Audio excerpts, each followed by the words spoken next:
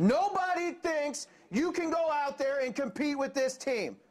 Nobody outside this locker room, no media, they don't think you can compete, except the people that are sitting right here. Go out and prove it. Seniors, you ready? Yeah! Let's go! Let's go! Darn media. Head coach Rick Bernal in his first season leading Huntington North. We're going to hear more from the Vikings on Wednesday at 6 o'clock in our Coach Speak segment. Meanwhile, in Pinedo, fans treated to one of the best 1A games in the entire state tonight. Adams Central, undefeated, ranked 7th in this week's 1A state poll. Southern Wells, 5-1. The Raiders ranked 16th. First quarter, it's Adams Central's Hunter Bates. Been fantastic this season. Went over 1,000 yards in this game. That was a 31-yard touchdown. Matter of fact, he had 160 for the game, and it's 7-zip Adams Central. Second quarter, Drew Schultz of Adams Central, little strip sack action. He would return it 38 yards down to the Southern Wells 32. That AC defense doesn't get enough credit. They've been fantastic all season long. Adams Central junior quarterback Andrew Hammond with 1-yard touchdown plunge. And Adams Central improves to 7-0 on the season. They beat rival Southern Wells by a final of 21-0. In Monroeville, the Patriots put up 40 points in a win last week. Tonight, looking to keep that offensive efficiency going against Bluffton. First quarter, Justin Hart says, you know what, I can do it.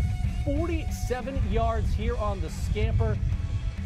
He had 191 yards on 15 carries and 3 touchdowns, 7-zip Heritage. At that point, you knew you'd see some more Hart.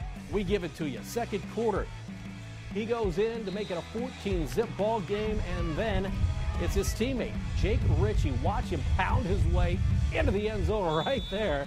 21-zip Heritage at that point, and the Patriots go on to beat Bluffton by a final of 37-6. Huge game in the NECC's Big Schools division. We're talking Fairfield and Garrett, both 2-0 in division play. Second quarter action after blocking a punt. Fairfield capitalizing. Sam Brown finds Seth and Miller for an 18-yard touchdown. Falcons ahead 31-20 with under a minute before half. But Garrett attacks, going 65 yards in 4 plays. Tanner Burns to Cordell Kessler on the 23-yard TD. 31-26, though, Fairfield at the half. In the third, Garrett opens up with a scoring drive. Jaden Baker barrels into the end zone. He had 127 yards and a couple of scores. Garrett up 32-31, but simply all Fairfield after that. Mitch DeWitt finds Hader. He had 7 touchdowns in this game as Garrett falls as Fairfield puts on a bunch of points late, 65-32. In Ligonier, last year's big division champ West Noble taking on Lakeland. First quarter, it's Lakeland from their own 35-yard line, and Austin Evans takes off. Evans, the big man, rumbling and stumbling, and finding the end zone 65 yards, a 7-zip Lakers lead. Lakeland still leading 7-zip in the first when it's Eli Wallace. How many times have we seen him on the highlight zone this season? He gets it in for a 16-yard score. It's 15-zip Lakeland.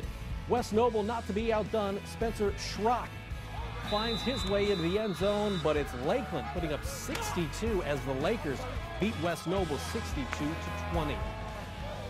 NECC Small School Division, Central Noble leading the standings. Cougars 5-1 overall, hosting Churubusco. Start of the third, tied at 7.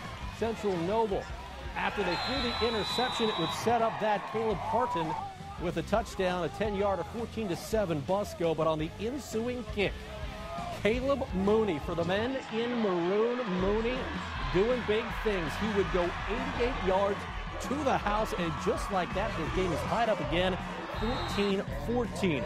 But Busco, they would force a fumble later, and Caleb Parton on the ensuing drive would score. He had 3 touchdowns. Landon Harris, a $111 and a touchdown, as Busco's D holds Central Noble to just 106 yards. Busco over the Cougars, 28-14. Your final. We got more highlight zone, including your play of the week, up next.